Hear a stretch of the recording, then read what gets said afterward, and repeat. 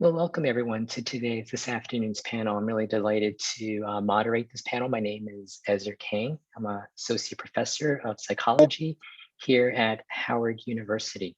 I am very excited to introduce the Gilead Compass Initiative Collaborative. The Compass Initiative collaborates with local community organizations in the Southern US to translate and implement evidence-based solutions to improve the well-being of people living with and impacted by HIV. The Compass Coordinating Center brings together a very unique group of committed professionals from public health, social work, divinity, and also community organizing to share resources to empower local solutions to end the scourge of HIV. This afternoon, members of the Compass Initiative will focus their discussions with you on the transformative potential of capacity building and its challenges when addressing how illness stigma is layered on other forms of stigma that people with HIV face. This is a very ambitious agenda, so we will start by having Nia Colbert set the stage by providing a background of HIV in the South. Kia Colbert is the director of the Compass Coordinating Center at the Rollins School of Public Health at Emory University. Kia, you ready to go? All right, thank you. Yes. Let me share my screen.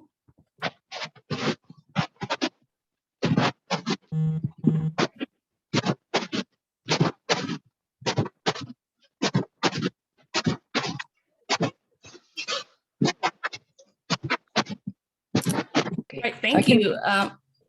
Sorry, if I can ask participants, if you can mute.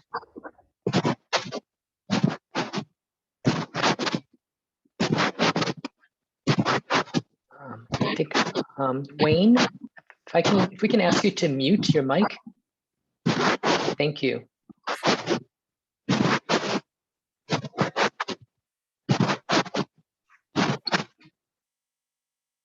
Okay, yeah, why don't we get started? All right, thank you. Again, my name is Kia Colbert, and I am the director for the Emory Compass Coordinating Center. And the Compass Initiative is a more than $100 million commitment over 10 years, supported by Gilead Sciences in support or in response to the Southern HIV epidemic, working to address the HIV/AIDS epidemic in the Southern United States. And so the initiative focuses on providing concentrated investments in the South to reduce HIV-related health disparities, build awareness, advance education, and reduce stigma through the coordinating centers. And we do this through our community investments, through increasing organizational capacity, building awareness, reducing HIV-related stigma, sharing knowledge, and promoting the well-being of individuals through mental health services and trauma-informed care. And we do this in 3 large buckets, but traditionally through our trainings, our collaborative learning opportunities, our grants, and then also through our webinars. And then these are our shared values. So we believe that these are critical to a culturally competent and successful initiative. And so these are the 5 values that we have decided together that guide our daily work. The first one is the meaningful involvement of people living with HIV and AIDS. And so we want to make sure that we ensure that the people that are living with and most affected by HIV are involved in at every level of our decision making. Intersectionality and social justice, emphasizing racial justice, is our commitment to apply race, culture, gender, sexuality, language, class, age, throughout all of our community investments. And so we recognize that social privilege and oppression influence access to and the allocation of resources and services. And so we want to make sure that we are paying close attention to those and that we're emphasizing this through our community investments. The next one is openness, transparency, and learning. And we want to make sure that we promote a culture of integrity and that this is a cyclical process, that we are learning from our partners as well as our partners are learning from us. And we want to make sure that within our coordinating centers, as well as with our partners, that we are adaptive, that we provide learning, and that also that we cannot be who we are unless we are open and transparent. And then through collaboration and commitment, we want to make sure that everything we do is based on mutual respect and mutual support within our centers as well as with our partners. And so we want to make sure that we are developing trusting relationships and that we treat everyone who works with us with dignity, respect, and understanding. And then this last shared value is a holistic approach. So just this is under the notion of us achieving healing, transformation, and wellness through the celebration of all faith traditions and belief systems, and aiming to cultivate the mind, body, and spirit integrative approaches for transformation and through eliminating HIV-related stigma. And so you may ask, why do we focus on the South? So currently there are 433,816 people living with HIV. And so southern states today account for an estimated 44% of all people living with HIV, despite us only comprising about 1/3 of the population. And when you look at new HIV diagnoses, based on data in 2016, more than half of those diagnoses came from the South, people living in the South. And then when we look at the top 10 urban areas for new diagnoses, we see that all of them are in the South, but particularly 9 of the 10 are in the Deep South. And when we look at HIV as an underlying cause of death, the top 15 states, you can see from this graphic that majority of those states are in not only the South, but in the Deep South. And so as it relates to HIV-related stigma in the South, I'll just briefly touch here, and then I know my counterparts will go a little bit more in detail about this. But there have been studies done as well as surveys that have been conducted that suggest not only are there high levels of HIV-related stigma, but there is some suggestion of evidence that it is greater in the South. And so I talked about the Compass Initiative a little bit earlier and our community investments and how those are supported through the coordinating centers. And so there are 4 coordinating centers, as Dr. King mentioned earlier, the Emory University Rollins School of Public Health, and we focus on capacity building and shared knowledge. The Southern Aid Coalition focuses on awareness, education, and stigma reduction campaigns. The University of Houston's Graduate College of Social Work focuses on well-being, mental health, and trauma-informed care. And then we have Wake Forest University School of Divinity, and they focus on faith-based HIV stigma and reduction. And so just to give you a little bit more information about Emory and the ways that we have addressed stigma, or that we currently address stigma, as well as some of the things that we have seen come up with some of our partners and some of the ways that we've tried to help mitigate some of those things. We primarily focus on stigma in 3 different areas: capacity building and infrastructure development, geospatial mapping, and then communications. And so through our capacity building and infrastructure development, we have leadership development opportunities through our Power Up, our Power Leadership, which are our collaborative learning opportunities to work with organizations to make sure that they have diverse boards and that their leadership and their staff reflects the population that they serve, or the population of focus. And we help organizations develop some communication plans so that they can effectively deliver messages that are consistent with their mission and vision in ways that are non-stigmatizing, making sure that they are conveying the things that they need to, but also using non-stigmatizing language. We help organizations connect with each other, build resources, and develop partnerships to help educate the community around them and make sure that they have the meaningful involvement of people living with HIV. And then with our geospatial mapping, we've developed drive time maps to look at the time needed to drive to HIV care and services based on a couple of focus areas: trauma-informed care, substance abuse, mental health, HIV stigma reduction, overdose prevention, and harm reduction. And so we want to see if there were some service deserts for HIV services in the South, with the goal to make information available and easily accessible in order to inform how Compass looks at our community investments and makes decisions to empower communities, and also to help assist individuals looking for health services. And in doing that, we've also developed service locators where people can look and find, organizations can look and find services that have been self-reported, or organizations that have been trained in some sort of capacity through one of the Compass coordinating centers in those particular focus areas. And then, as I mentioned earlier, with communications, we help organizations develop messages, educate them on how to communicate those intended messages as in non-stigmatizing ways, and help organizations increase their visibility. They're doing great work in the South. They're doing this anti-stigma work. And so we want to make sure that they're are visible, that they can leverage additional funds so they can continue to do the work to help end the HIV epidemic in the South.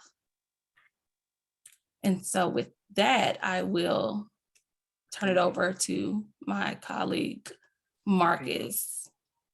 So before, I just want to give everyone kind of a layout of the rest of the program. Thank you very much, Kia, for kind of like setting the stage for the presentations that will follow. So we're going to have Marcus Stanley, who's the Director of Programs at the University of Houston, followed by Debbie McCoy, who's a Creative Program Manager at Wake Forest University Faith Coordinating Center. And then we're going to conclude with Rodriguez Harris, who is the Director of Community Investments at Southern AIDS Coalition in Atlanta. Following these presentations, we will conclude with a time of Q&A. To save time, I encourage everyone to type your questions or comments into the chat room, which I will monitor throughout the presentation, and I will be presenting it and facilitating it towards the end of our time together. So having said that, Marcus, the floor is yours. Thank you again, Kia.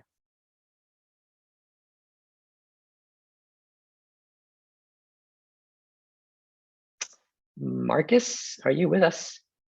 You muted. Yes. Hey, Marcus, good to see you. Thank you, Kia, for that wonderful introduction as well. Thank you, Dr. King, for that introduction. And thank you to everyone that's in the room. As everyone has stated, my name is Marcus Stanley, and I serve as the Director of Programs at the University of Houston. And specifically for this Compass Initiative, I serve as the Project Officer for the Gilead Compass Initiative. At the University of Houston, our wheelhouse is wellness and well-being, mental health, trauma-informed care, harm reduction approaches, as well as telehealth approaches as well.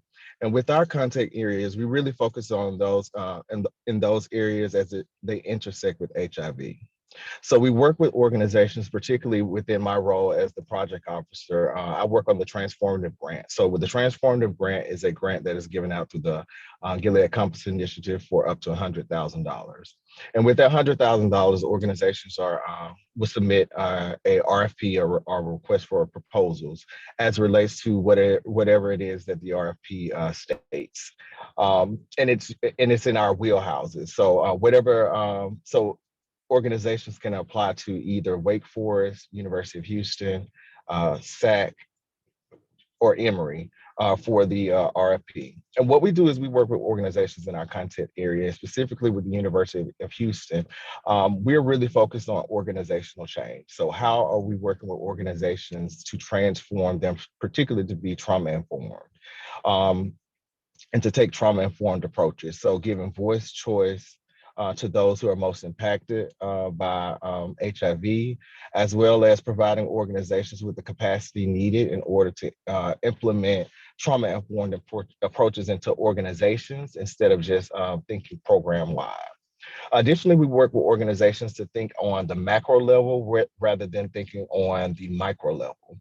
And I seen one of the questions that were in the chat box was around why sexual education and sexual health so pushed back in the South, and they surmised that education was one of the reasons why it's heavily stigmatized. Education is one of the reasons why it's stigmatized, but we also work with organizations around the South to actually build their capacity to talk about sexual health services. Because what we've noticed is that a lot of the grassroots organizations or organizations that are on the ground are traditionally doing a lot of work and doing good work in the South traditionally do not have the capacity or mechanisms to actually receive the dollars or the grant funding that is out for them to actually carry out said activities. So we work with so our main goal is to fund grassroots organizations in our content area of mental health, wellness, and well-being, harm reduction, trauma-informed care, and telehealth to actually carry out those projects. And we do that in 3 ways. I've talked about the transformative grant. We also have shared learning opportunities, which are cohorted opportunities, or shared learning opportunities where where a cohort of organizations, usually around 5 to 9 organizations, do shared learning around a content area. Right now we have shared learning around harm reduction, trauma-informed care leadership and supervision, as well as trauma-informed care. Additionally, our last prong as it relates to the things that we do for the University of Houston is we also provide webinars in our content area as well. So the webinars are generally open to public as a shared learning opportunity to community. And the last thing that I want to talk about is also with the University of Houston, we also have the Sustained Advocacy Group, which are individuals that are living with HIV that live across the South. They represent 9 of the Deep South states, each individual. And these individuals have actually been on the Sustain and has actually informed the Compass Initiative, particularly what the coordinating centers are doing, has informed this since the beginning. And this is very important to mention because one of our values is meaningful involvement of people living with HIV. And we are, as the Compass Initiative, we do not just say what our values are, we live those values and we operate through those values. And not only do we live and operate through those values, we also have the expectation that our partners also live and operate those values as well. And with that being said, I will turn the floor over to Demi. Thank you all for your time. Thank you, Marcus. Hello, everyone. Thank you, Marcus. Thank you, Kia. And thank you, Ezer, for all of the introductions and for setting up this conversation. Again, I am Reverend Demi McCoy. I am the program manager here at the Faith Coordinating Center at Wake Forest University School of Divinity. And what we are doing at our coordinating center is we are working to transform the story of HIV and AIDS in faith communities in order to respond to the HIV crisis in the South. So I work with a small but mighty team, and we do a lot of things to combat stigma in faith communities as it relates to HIV. And of course, there's a web of things that contribute to that stigma. So there's a lot that we have to do. So one of the main things we do is we fund a myriad of organizations in different states to do this work, to connect with faith leaders, to equip faith leaders with the resources that they need. And alongside all of our funded partners, we also offer a virtual training series to help build their capacity. In addition to this, we have toolkits that we developed, resources for faith leaders and faith communities that can help with worship settings and pushing the needle forward in conversations about different sacred texts and interpretation of those texts, right? We also are tasked with storytelling on a national level. And so we really want to change the national conversation with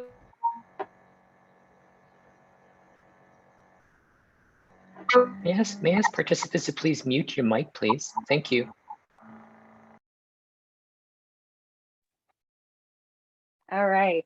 As I was saying, we are working to change the national conversation when it comes to faith and HIV. And a lot of that looks like partnership building with celebrities, documenting, having documentaries on a national level that talk about faith, sexuality, gender, as that relates to HIV stigma. So really, when we're thinking about the stigma that exists in these faith communities, we're thinking about all the complexities related to theologies and sacred traditions that have not historically made room or are open to discussions of sexuality and acceptance of LGBTQ individuals. And we find that that is having a great impact on the stigma, HIV-related stigma. So too many times when it comes to these faith communities and when it comes to HIV, these communities are quicker to ask questions of what have you done instead of how can I help? And we're trying to change that reality, right? So there are incredible opportunities for our center and for our partners to push the needle forward in unpacking sort of abusive and misguided interpretations of sacred texts and traditional practices. There's also opportunity for embodied representation in spaces and places where it matters most. So we're interested, especially with our funded partners, in identifying who are the key players and where do we need them to show up in order to combat this stigma, in order to show to these faith communities that there is a different way of going about this, right? So we truly believe that if folks are going to be in the business of holistic healing, which we know faith leaders are, then we have to push them to pivot on misconceived notions and to get it right when it comes to HIV. I'd like to tie it back to what Chanel McGoy said in an earlier session about weaving the quilt together. I think that's really important to the work that we're doing at the Faith Coordinating Center because we can't do this work in a vacuum. We have to connect faith leaders to folks who are doing HIV work, to people living with HIV, and vice versa, right? We have to connect all of the trusted leaders and messengers in the community to this work so that the stigma can be addressed and we can transform the narrative and get people the care that they need. And so with that, I'm going to pass it to my colleague, Rodriguez Harris. Thank you, Demi. Good afternoon, all. Rodriguez Harris. I'm the Director of Community Investments with the Southern AIDS Coalition. And the Southern AIDS Coalition, our focus is anti-stigma, stigma reduction. That is the gist of what we do through the Compass Initiative. And so just to give a little bit about our mission, our mission for Compass is really reduce HIV-related stigma in the South through grants, training, and leadership development. We want to empower individuals impacted by HIV in order to maximize the collective impact on HIV and AIDS in the region. So we have multiple ways that we do this. We do it through training, and most of the gist of our trainings are HIV stigma and cultural humility. The importance of really educating people on what is stigma, how does stigma show up, how to identify stigma when it shows up, and what are some strategies to mitigate stigma and to change narratives around stigma. Cultural humility really delves into how we show up, the individual, interpersonal, internal dynamics of a person, our belief system, our implicit biases. What do those look like? How do they show up in care systems and care practices? And what are the impacts that they have on care? One thing we stress is that a person's experience in your facility can determine their continued or discontinuance of care, right? Somebody have a bad experience and they never come back. That can result in them falling out of care. That can result in them not maintaining or reaching viral suppression.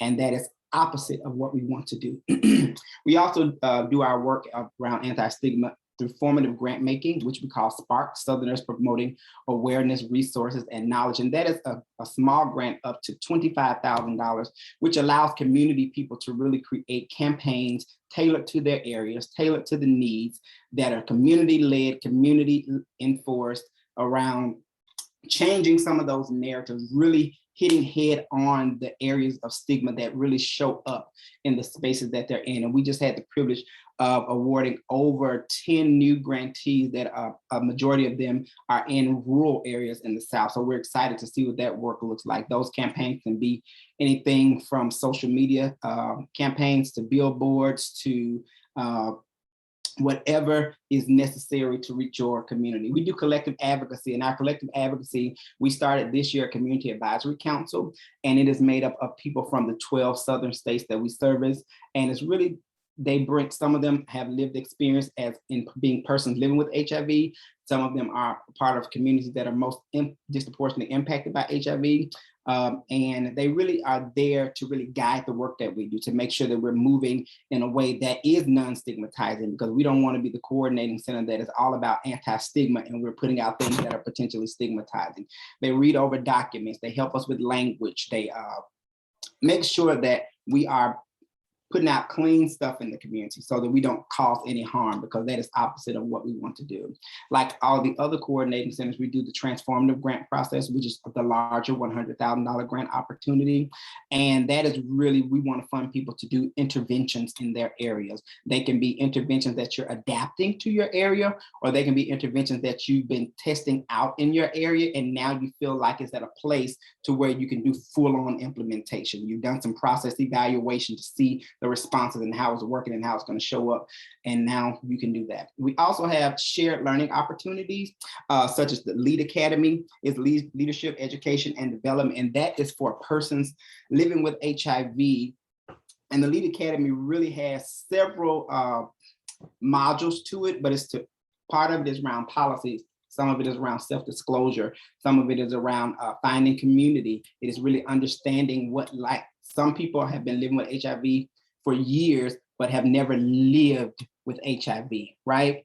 And so it's really teaching you how to have better life. It was created by folk living with HIV. It's facilitated by folk living with HIV. So it's really a tight-knit community to where people really learn skills to function and go and do and be successful. It used to just be about disclosure and how you can start change small areas of policy, but now we're moving into more skills building so that folk can know how to set up a Zoom and run a Zoom meeting. You can learn how to send letters and talk to leaders in your community, et cetera. So it's really a robust program that we're rolling out. And then we have the Unity Workshop. The Unity Workshop is an adaptation of something that was done from the University, from Seattle, Washington. And it is a series of videos that you watch that are cause people to talk about stigma and how they felt when they watched those videos. For example, some of them are about hearing people talk about HIV statuses and persons that they may be working with, living with HIV in the lunchroom, you know, when you're on break at work. What does that look like? What feelings do that evoke? How can education take place? What is appropriate? What is not appropriate? And then disclosure, when disclosure is appropriate, when it's not appropriate. I know a lot of times we try to force people to always disclose, but disclosure is not always appropriate because sometimes disclosure can mean harm. You know, but all of it is about responsibility. It's about strategy. It's about understanding. It's about intentionality. And so those are some of the things that we do. And with our trainings, we generally do.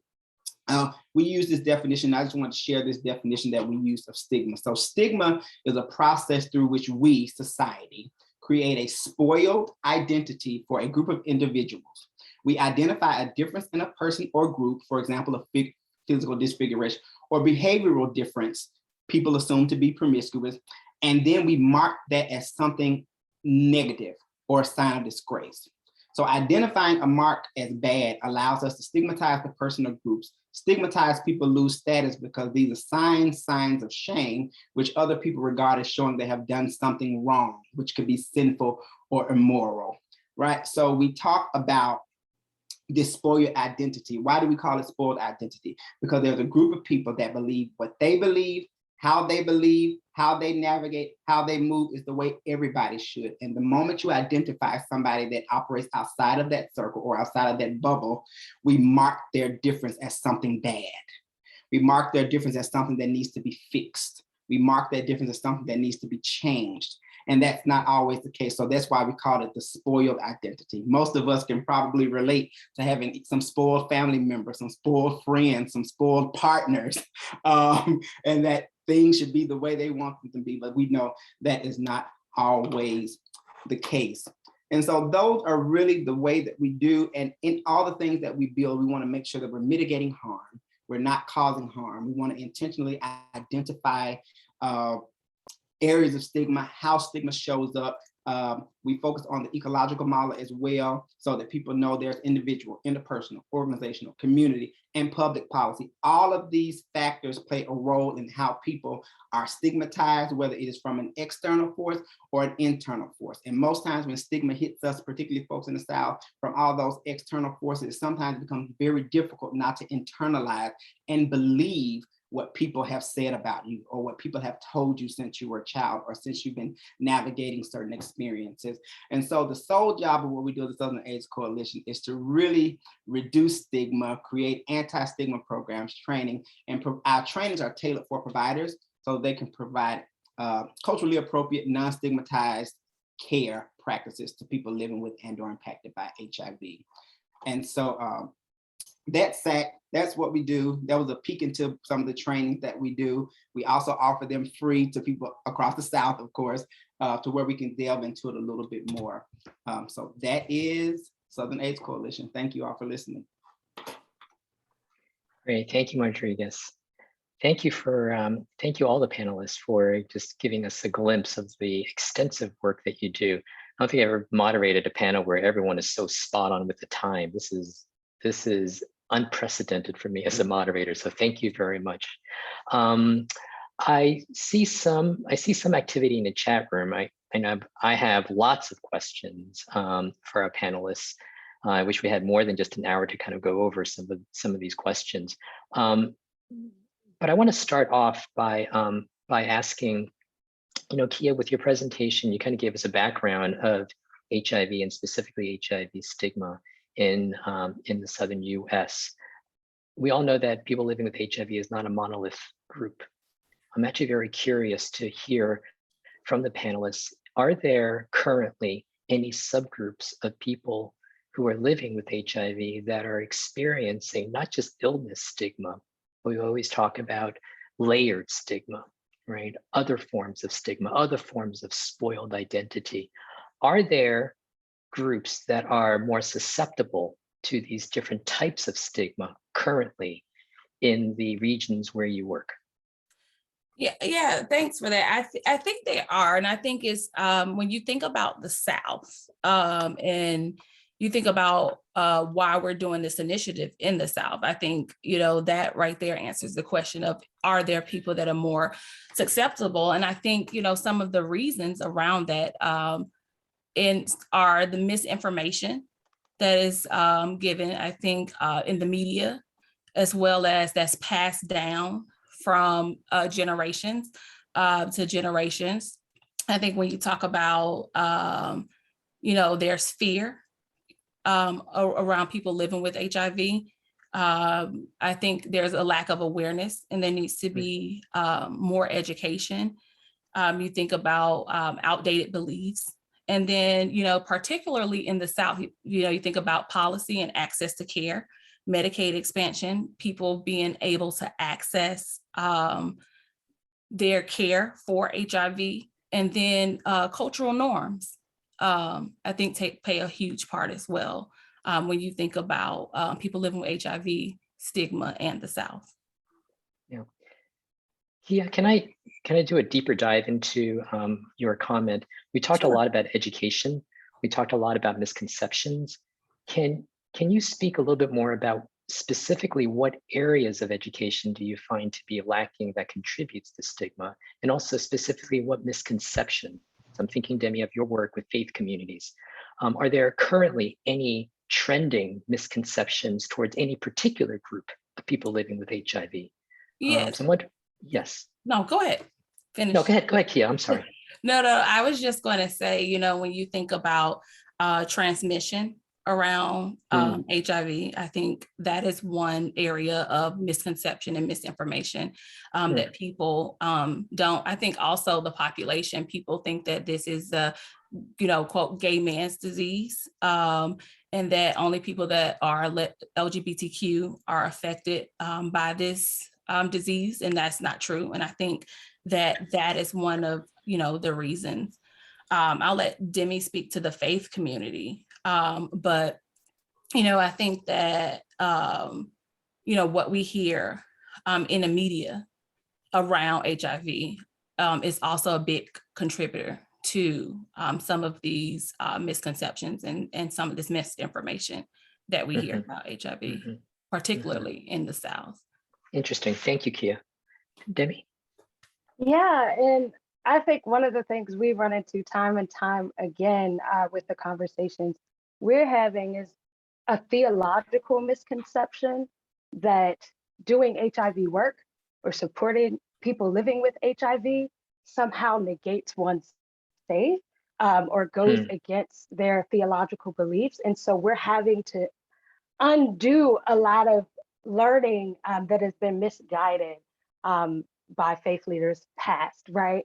And people who are brought up in traditions where they don't feel like they can do anything about HIV because that says something about what they believe in as a faith person. And so try to do that work and dismantle that misconception is high up there on our task list. So if I could, Dr. King, just Please, Rodriguez. Just to give a realistic example, right? When you talk about specific groups, time and time again, we hear stories of, I'll say Black women, but women in general, that go to their primary care physicians. They ask for, they have to, first of all, they have to ask to be tested for HIV versus it being a part of the general standard of care. And when they ask for it, doctors have told, and this is many accounts that we've heard, told them, well, why do you need that? You don't need that. You're married. You don't need that. You're single. You don't need that. So there's the assumptions that you asking for an HIV test is not just about the whole person care. It's about a behavior of promiscuity. And if women can't ask for a test just because, that's an issue. That should be a part of the standard process of care that they shouldn't have to ask for. And when they ask, they should not be blamed. They should not be shamed. You should not go down a rabbit hole of 1,000 questions. You should offer that to them because it costs nothing to do that, right? And then it should not, because that also, and then asking for, well, does your husband know you're asking for this test? Does this? Those types of things can cause violence. They can cause issues within homes and marriages. Those are things, and so providers also not wanting to do those forms of care because they believe if I'm not an infectious disease doctor, I shouldn't be delving into this world, when that's not true. Sexual health has to be normalized to be a part of overall health, overall care. And until we do that, stigma is going to always show up. And stigma does not belong in the room with my doctor. The doctor should give me, treat me how I need to be treated and address what I'm asking them to treat. And so that is just a more practical example of how stigma shows up. And when Demi spoke to around being faith leaders and it being a matter of your belief and what you believe, that's that stigma by association, right? Stigma says anybody that does HIV work, no matter how you identify, you must be living with HIV. Or you must have had some tragic story attached to your life where your brother or your uncle died from HIV. It can't just be a passion. So stigma is so deep rooted, and it shows itself repeatedly in every facet of the work that we do. So the work that we have to do is going to be long-term work. It's not just a start it, plant a seed, you know. So hopefully what we're doing is planting seeds, giving folks the resources they need to really make impacts in their community, whether it's around trauma-informed care, whether it's around the organizational sustainability, whether it's around faith initiatives in churches, in the pulpits, or whether it's organizations that know their communities better than grantors and funders know their communities. They need money to do work. And so that is hopefully, that is the goal that we're trying to push with the Compass Initiative. So I just want to say that because it's kind of on me a little bit and I need to get it out. Thank you. Also, Dr. Kang, as it relates to the question around, are there any trends that we're seeing around stigma and trauma? And one of the things that through our center that we're seeing as a major trend as it relates to trauma is organizations don't have the time nor the resources to really be intentional with the work that they're doing. And what that leads to is rushed timelines. It leads to individuals not receiving the quality of care in which they're serving. So what we're doing is we're looking at this, we're also looking at stigma outside of this individualistic space. And we're looking at it on the macro level or the organizational systematic policy level.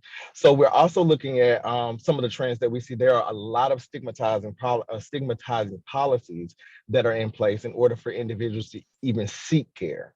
Additionally, there's also a lot of policies in place for individuals to seek care. For instance, the ability to have to show some form of ID, some form of residency, as well as some form of income or no income. All of those are barriers for individuals who just want to live healthy, live well. And particularly having to have that information prior to even receiving that help. Additionally, when we think about this system or this healthcare system that we have, there's care in the name, right?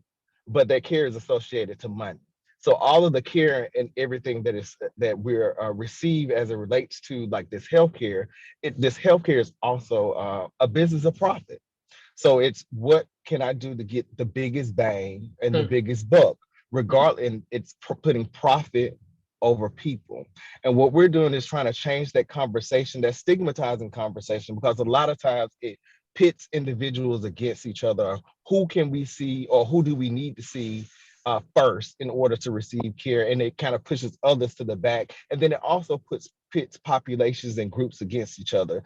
So like Black gay men, Black women, and trans women, it pits them against each other because it puts out this false narrative that they're, sorry about that. It puts out this false narrative that there may be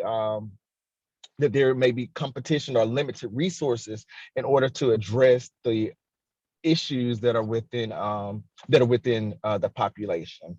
And the last trend that I want to address as it relates to stigma is that organizations also need to step out of the way, because there's also this perception that community do not have the resources or do not have the knowledge or do not have the actual tangible resources in order to take care of themselves. When a lot of times they just need the space in order to do that, and B, the resources in order to help that come out. So what that means is a lot of times communities don't need organizations to come in and do the work. They just need, a lot of times they need communities to come in and help fund the work, to help provide the resources to the work, because that community knows that community the best.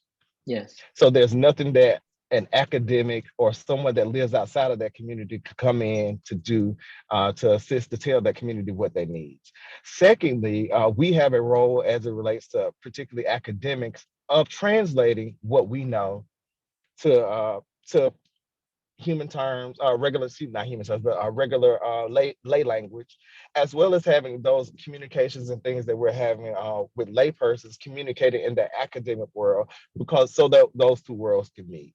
So there's also a language justice barrier around a lot of the information that we have, particularly domestic, is out there in English. When we know that that English is not the only language that is spoken here in America, as well as there's, which also puts barriers around. And then also there are cultural issues as well that we're seeing as it relates, particularly in the South, and particularly around anti-Blackness, particularly around anti-Blackness. Great, thank you, Marcus. I think for everyone, you can understand when I said to this group that I would love to be a fly on the wall in all of your planning meetings. Now you know why. Marcus, you spoke a little bit about what are some of the larger structural and institutional issues that propagate stigma. And it kind of reminds me of Aisha's, one of the audience members' questions. So I'm actually going to ask Aisha to unmute and perhaps present your question to the panel. Aisha, am I pronouncing your name correctly? It is indeed Aisha. Aisha, the floor is yours. Thank you. So I'm wondering who is directing stigma efforts at non-traditional stakeholders with these grants. I want to know how you're targeting stigma reduction efforts at school boards, at prosecutors, judges, legislators, city councils, community groups, because I keep hearing in lots of panels, not this one, all of this stigma reduction effort being directed at people living with HIV. And I'd like to know how you're shifting the labor from those who are living with HIV to those who are perpetuating the stigma. Great question. I'll just jump in really quickly. Our trainings that I spoke of earlier when I gave all those ways stigma show up, our trainings are designed for providers, people that serve folk living with and or impacted by HIV, as well as government officials, as well as who. So we offer it to them, but the thing is, if they're going to take it out, if they're going to let us do it or not. So we have prop work specifically that is for persons living with HIV that kind of deal with that internal stigma and how it shows up and how it impacts them. But most of the work that we do is for people who are serving communities living with and or impacted by HIV to really change those structures and infrastructure so that the places are more affirming, more welcoming, non-stigmatizing. They operate from a culturally humble place so that we can eradicate the bad experiences that cause people to fall out of care because you couldn't treat me the way I deserve to be treated like a human, from the front desk all the way to the back in the examination room. So most of what we're doing, it is designed for other folk other than the person living with HIV. We use the people use is not the right term, and it's not literal when I say use HIV. We engage meaningfully with folk living with HIV to really guide the work that we do, to inform the work that we do, to really give us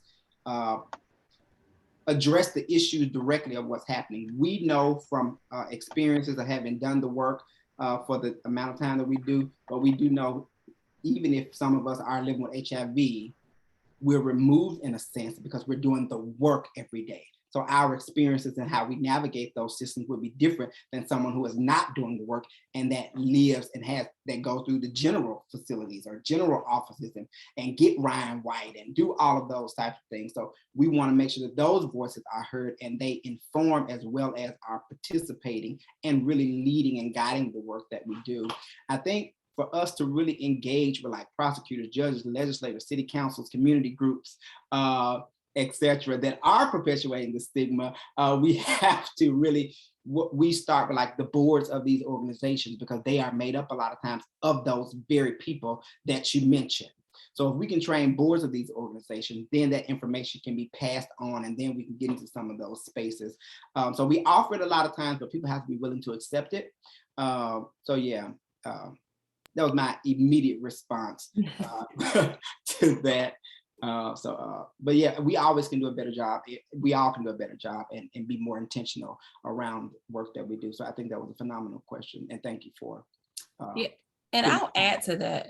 I know one of the things that we are doing is trying to be intentional about non-traditional partnerships. And so in our funding opportunities, we make space for organizations to form coalitions with non-traditional partners to do some of this work, as well as, Marjorie spoke earlier about making sure that boards are diverse. And so one of the things that we also do, particularly for organizations, is to provide that board training to make sure that, not only is the board diverse, but also that it comprises stakeholders from all different areas so that they can have this holistic or this complete view within that organization or guiding and leading that organization. Other panelists, to address Aisha's great question. Yeah, great Yeah, question. Go ahead, Demi. go for it, Marcus. Okay, so as it relates to that question and contacting with those non-traditional partners, one of the things that we do is we really reframe the conversation around Mm, what HIV, stigma, and care looks like, particularly around trauma-informed care. So with the conversations around trauma-informed care, it's less of individuals that are living with HIV, the focus, and more so the focus is on the organizations that are providing the care and what are they doing as it relates to being non-stigmatizing as well as being non-traumatizing. A lot of times when, as it relates to those non-traditional partners and us working with those non-traditional partners, we work with them through the organizations that are doing the work. So with doing the work with those organizations, we are able to provide the capacity and the language for those organizations to actually speak to those non-traditional partners. Like, for instance, for example, one of the things that, one of the projects that I funded was for a organization to work with an alternative school to develop a sexual health program. mm, So within doing that, so there was no sexual health program that was established within that alternative school. So with doing the sexual health program, one of the things that I brought up was, what are some of the things that you all would encounter as it relates to things that potentially could be traumatizing to the students, as well as to the parents, as well as what are some things that you think that could be potentially stigmatizing to the students, as well as what are some things that could be off-putting to the parents, and really having a conversation around who are the stakeholders in this conversation.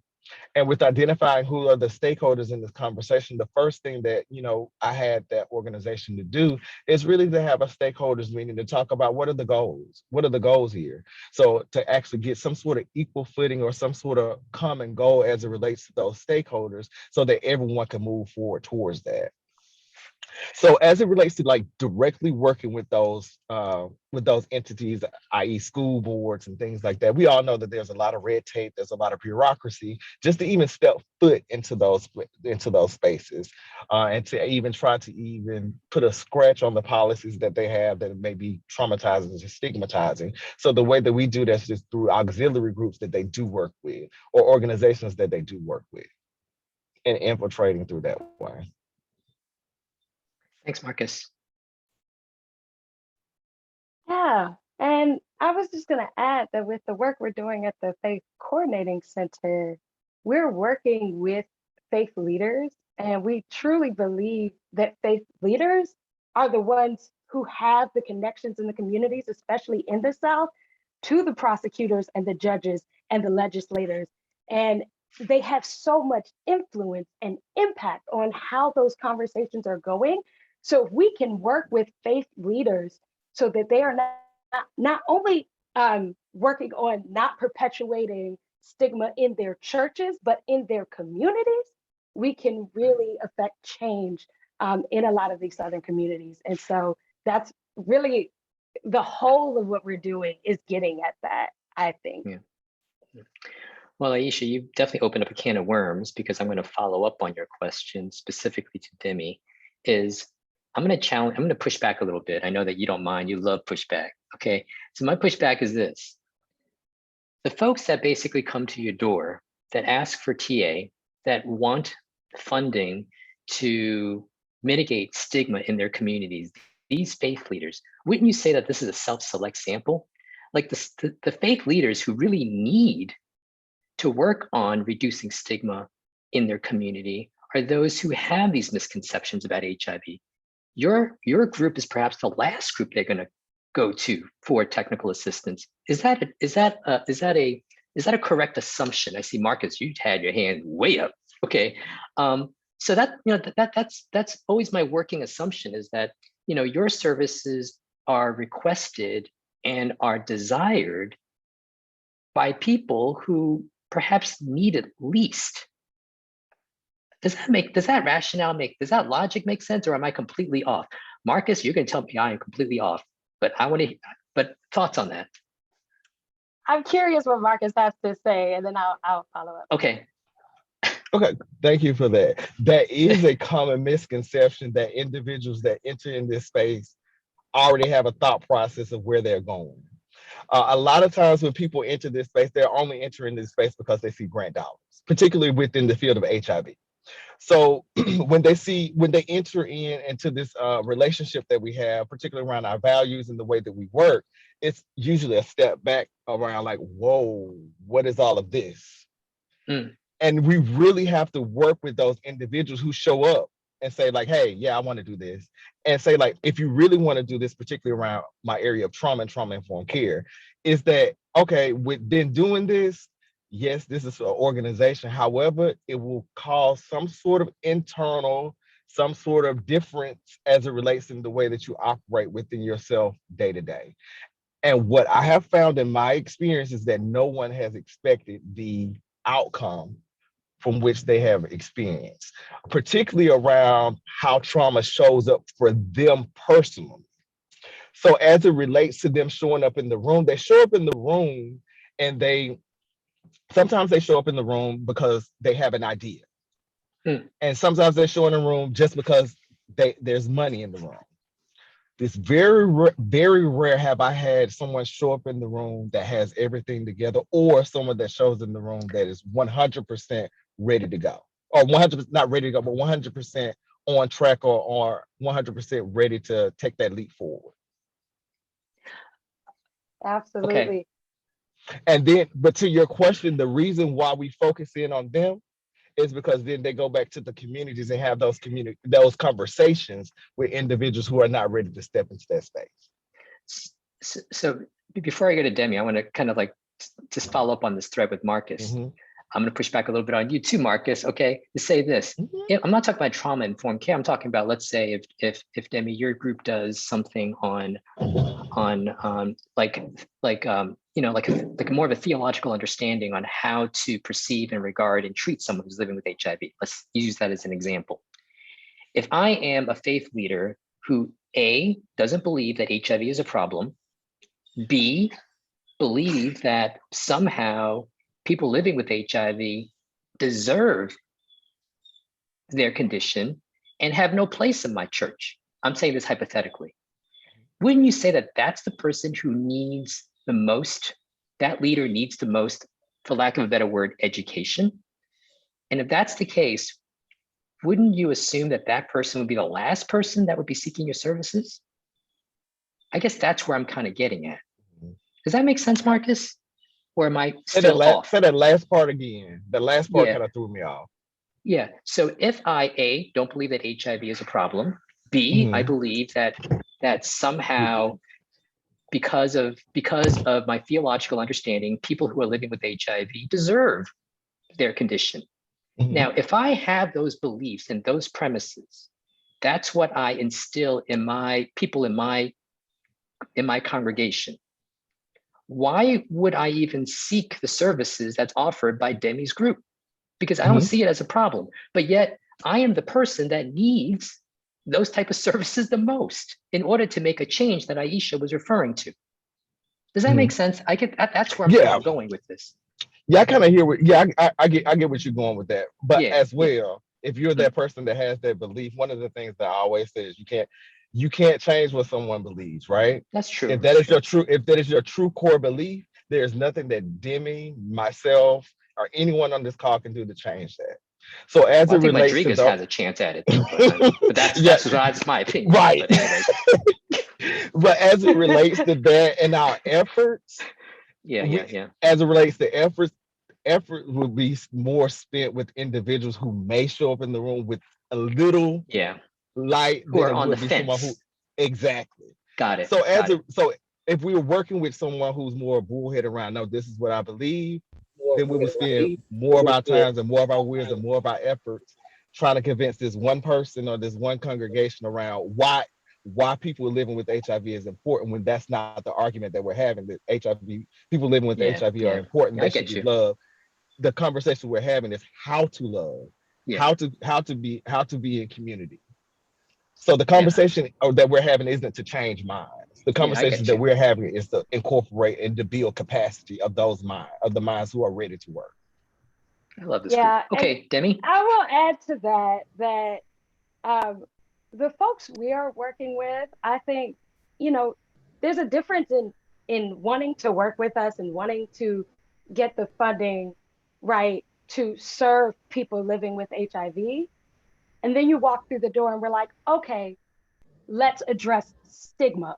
And I think there are churches and there are faith leaders who are like, oh, I should care for people living with HIV, that don't even realize the stigmas that they are perpetuating, with the theology, with not bringing up HIV in the pulpit and things of that nature, with not addressing and accepting LGBTQ persons into their congregation, things like this. So they might be ready to do, a health ministry and bring some folks in so that care and treatment can be there. But the conversations that we're having, right, about sexuality in the Black church, things like that, I think a lot of our partners may not have been fully prepared for.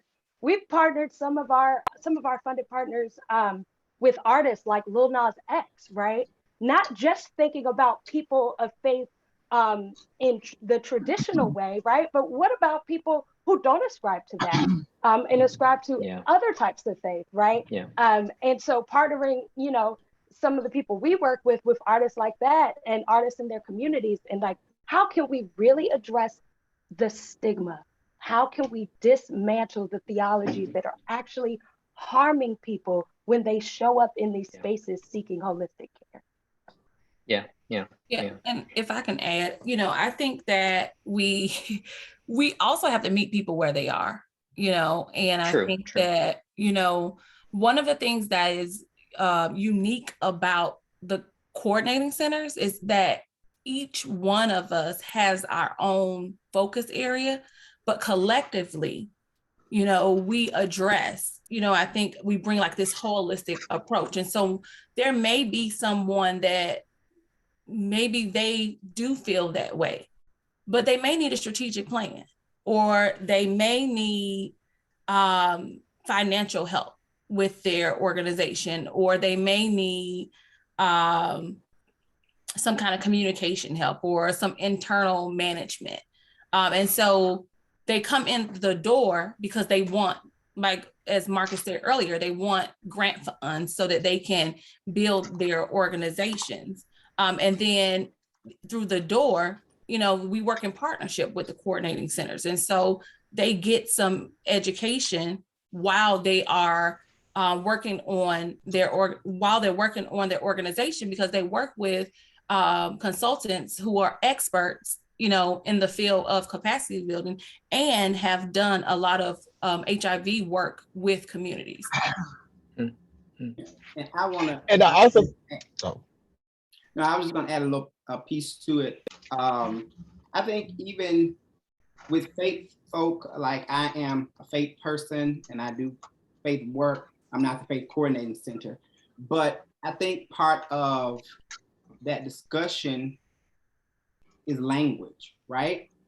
Some people have good intentions, right? But it's intention versus impact. Your good intention can land wrong. For example, the Southern church saying, it may be up north, but I don't live up north. I'm not from the north, I'm Southern through and through. The intention of love the sinner, hate the sin. That's still stigmatizing. And that is still demeaning. Even though the intent was about, oh, I love you, I just don't like what you do. Can you really separate the two? What if what I do is who I am for me? You know what I mean? And so it is about engaging. I think even engaging people who are difficult, who belong in the room, who will not come into the room. I think it's about layers, right? If we want talking about faith and use scriptures, one plants, another waters, the universe, God, the big He, Jah, Yahweh, whomever you respond to as, gives the increase, right? So sometimes it's a layered process. And I mentioned earlier, everything is not going to be like a boom, it's done. Sometimes there are little things that we have to do to chip away, because there's always going to be, and this is in the sense of the definition, not in the slang way, there's also always going to be ignorance And then there's always going to be willful ignorance. And you have to determine between the two to know where you're going to put your time, where you're going to put your effort, where you're going to plant those seeds, where you're going to water, when you're going to engage in those spaces. And I think once you kind of tumble through those things, I think that anybody can change. Anybody can find new thought process, the new understanding, because even though we do this work every single day, we're learning every day. There's something that we adjust to what we do every day, right? And that's that humility piece versus the competence piece. And we have to engage our organization like that. Competence says, I know this because I've been trained for an hour on, Black trans women. And so now I treat every Black trans woman the same way. Humility says, yes, I have some knowledge of Black trans women, but I know every time I engage a Black trans woman, I'm engaging a Black trans woman, and I need to make that experience theirs and not based on a 1 hour training where I got a certificate from. So I think that that technique applies to the work that we do. You'll know when effort should be kind of pulled back and withdrawn. Yep. You also know when there's that glimmer of hope, when people are open to wanting to know better. And when we're traditional people. We learn what we learn and we perpetuate it, not knowing that what we've learned as a child from sometimes grandmama to mama to daddy to son is stigmatizing, is a bad thing, right? And so that's why all of it is intentional work. And some people categorize it as hard work, but what motivates me is that it's heart work, so, and I think that's what keeps you going. And that's how you recognize what's worth the effort, what's worth the push, what's worth the fight. That's just my little spiel. And then I also think there's a misconception around education. People just need to be educated as if just because you're educated, then there's a magic pill. A lot of times through my experience, what I have known is that people do have the information. They do understand misconceptions. However, just knowing does not equate to doing better. So what I've known through my experience is that knowledge necessarily does not equal behavior change. Knowledge does not equal behavior change. That's what I've through my experience. So knowing better just does not mean that they're going to do better. So a lot of times the educational efforts on spending those educational efforts on individuals that just are not willing or wanting to change is just a waste of time, a waste of energy. Yeah, I have to say though, Marcus, living in the coastal cities, I often feel that as an academic, this whole idea of HIV knowledge is sort of like a bygone agenda. But I wonder if HIV education, very basic education that brings us 10, 15 years back about casual HIV transmission, HIV treatment, specifically about casual transmission, that it is still important in certain segments of this country. I mean, it's not sufficient, but it needs to be coupled with something. So I guess I'm not one to believe that it is not necessary, but it is necessary, but it needs to be coupled with something else. Would you agree with that? Yeah, because education within itself does not equal behavior change. Yeah, in and of itself, correct. Exactly. Yes, I also want to invite other audience members. If you have any questions or comments for the panelists, we have a small enough group, so I invite you to unmute yourself and to ask questions or to comment, because I have a lot more my way.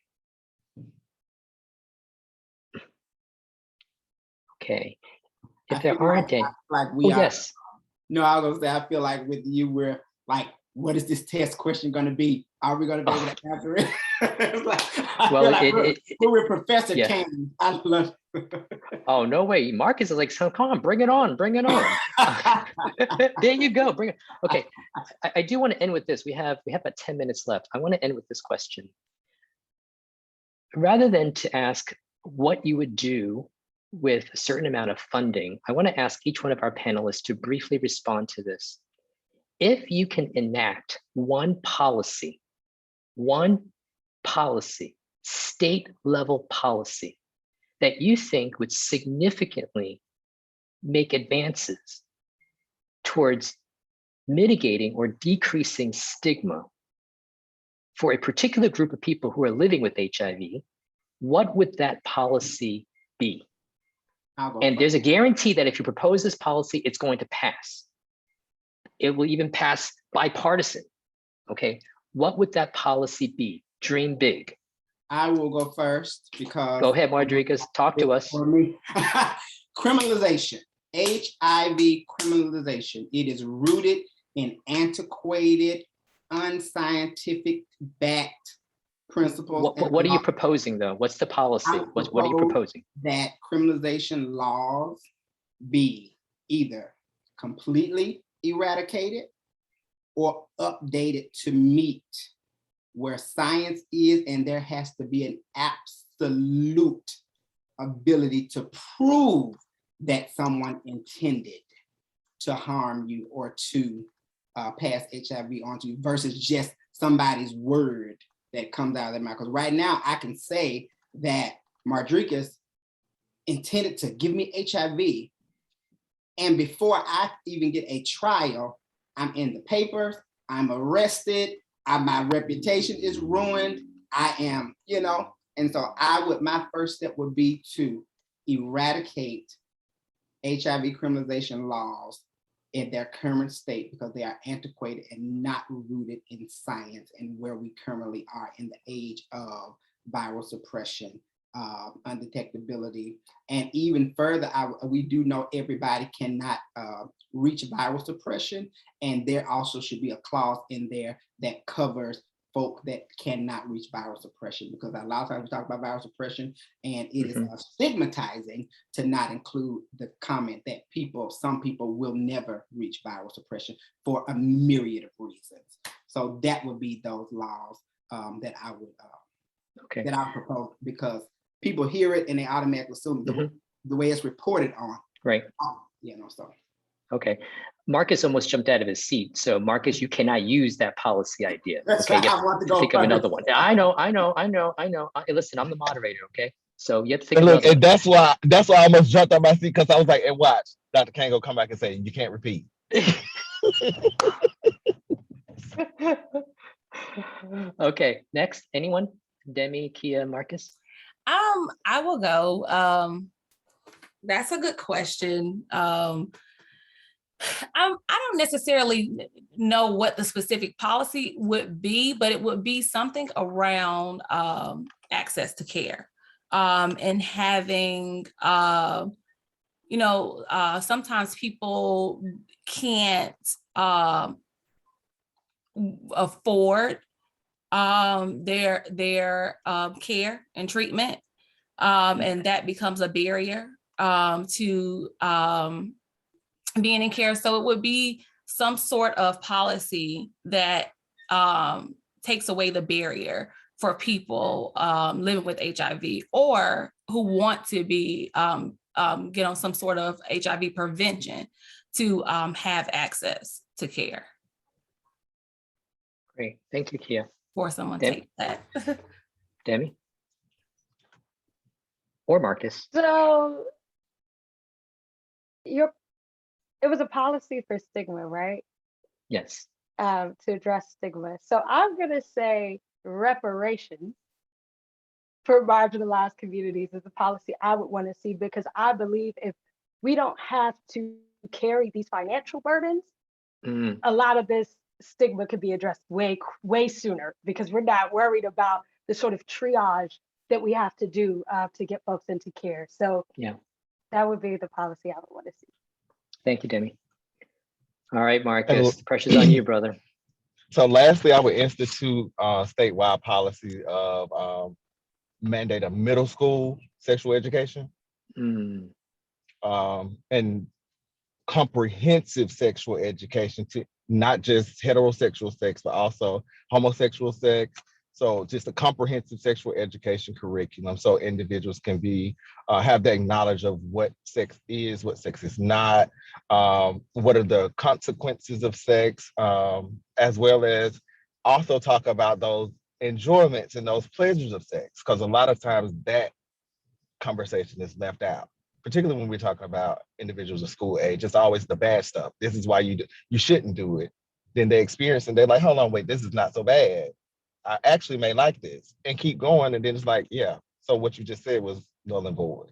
So let's have a comprehensive conversation around with sexual health, particularly starting in middle school.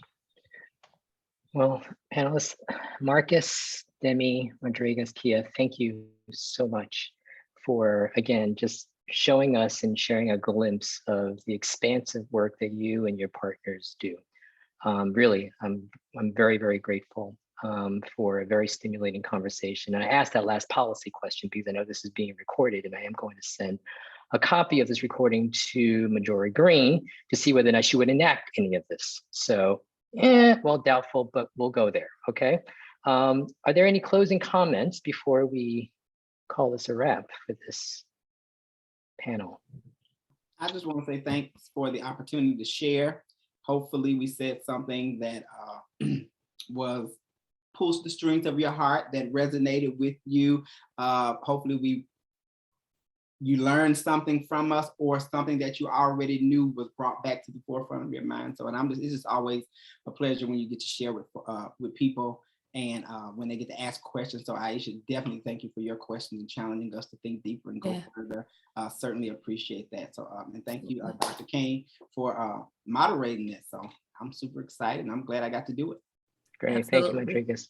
I just want to say thank you as well. And for everyone that is listening in or in the room with us, if you want to learn more about the things that we are doing, you can go to our website, www.gileadcampus.com. Or you can follow us on social media at Be Our Campus. And if you know organizations that are in the South, or, as we talked about these non-traditional partnerships earlier, someone that needs to connect with us and organizations that are doing this work in the South, you can reach out to us at info@gileadcampus.com. Or on our social media channels, Be Our Campus is in the chat. And then just to learn more about all the things that we offer, www.gileadcampus.com. Thank you.